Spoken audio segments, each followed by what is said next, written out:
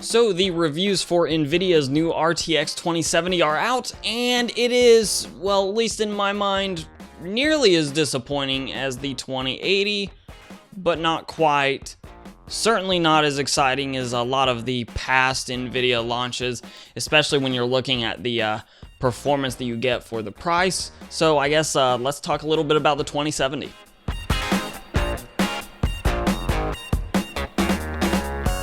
For those of you that don't know, the 2070, the RTX 2070, is actually taking the place of the GTX 1080 in the product stack for Nvidia, at least as far as the direct price replacement goes. It definitely much more closely mirrors the pricing of the GTX 1080s than the 1070s. So when you're looking at the 2070 cards, it's probably better to sort of keep in your mind that it is actually taking the place of the 1080s, not the 1070s. The 1070s are a lot cheaper. In fact, just couple days ago, I think, maybe even yesterday, I sent out a tweet because I saw that there were, I believe it was 1070s for under $300 on EVGA's website. I want to say it was the 1070, not the 1070 Ti.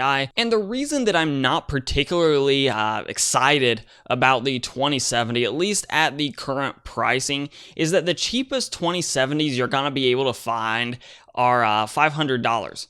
And 1080s right now are significantly cheaper in some cases than that price point. Now, fully understand that for the best 1080s with the best coolers on them, the best cooling solutions, which will hit the highest clocks and get you the most performance out of the 1080s, those 1080s are over $500. But you can find 1080s for around $450, and in some cases on Newegg, at least as of filming, you can actually get them a little bit cheaper. I think about $430 is the cheapest new one I saw. I think that one was like a mini one.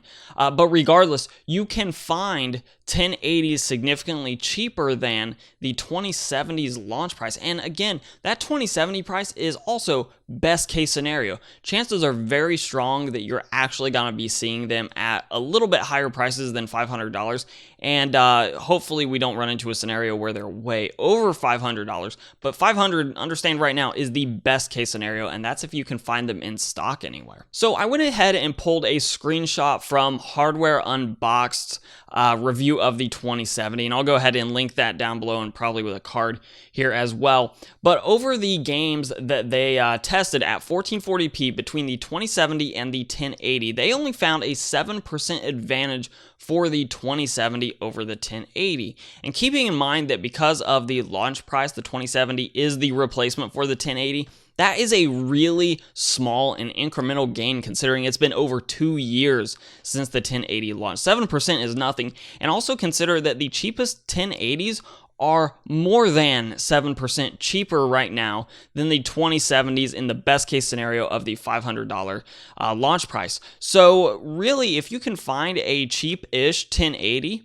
it presents you an equal performance to price value, if not better than, depending on what price you're picking it up at, than the 2070. And yes, I fully understand that the 1080 is lacking some of the new technology that's in the 2070, but here's the thing about that new technology. We are not seeing it in games right now, and chances are really strong that it's not going to be a really good feature point of a lot of games moving forward until the adoption rate of this new architecture really takes off. And because it's looking like the whole real-time ray tracing is only going to be a feature of the higher-end 2000 series cards, because it just looks like the lower end cards won't be able to handle it, because we are still seeing a giant performance loss even in Nvidia's own demos with the ray tracing. It looks like the 2060, for example, if and when it does launch, will not probably be able to play games that support ray tracing in real time. You'll be stuck on good old-fashioned rasterization.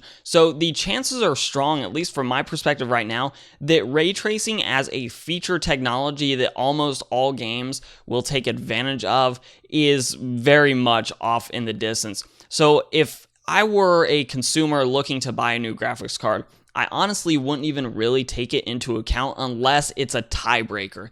In a case where the pricing is very, very similar between the 1080 and the 2070, and you're getting about equal performance per your dollar, then sure, let the ray tracing and all the extra technologies that go with that break the tie. But up until you're hitting that tie point, right now the GTX 1080, you can find it cheaper, and it is a better value for the money you're putting out for it, and that's the direction that I would go. And really, that's been the story of this launch by Nvidia with the 2000 series. Ray tracing may be an exciting new technology for the future of gaming that changes the game and makes games just look so much more realistic than they ever did before.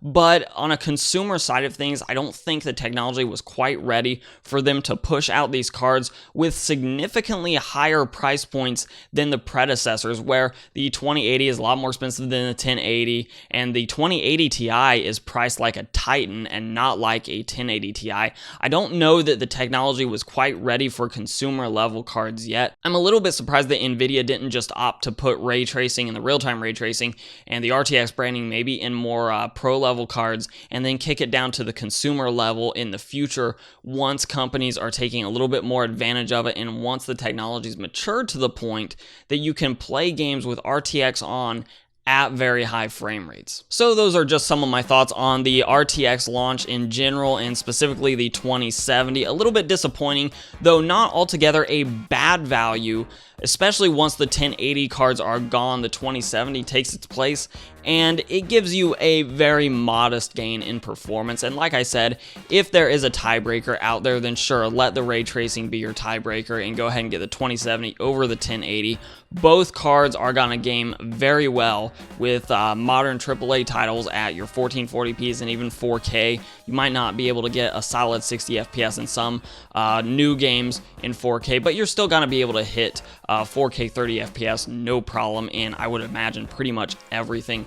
Though it does look like 1440p at those higher refresh rates is really in the wheelhouse of the 2070. But of course, I want to hear from you guys. What do you think about the RTX 2070 launch? Let me know down below. And of course, if you like this video and you want to see more like it, give it a like, share, subscribe, comment. All those things down below do help out. You can follow me on Instagram and on Twitter at Hoosier Hardware. And as always, I'll let YouTube queue up a couple more videos from my channel for you to watch.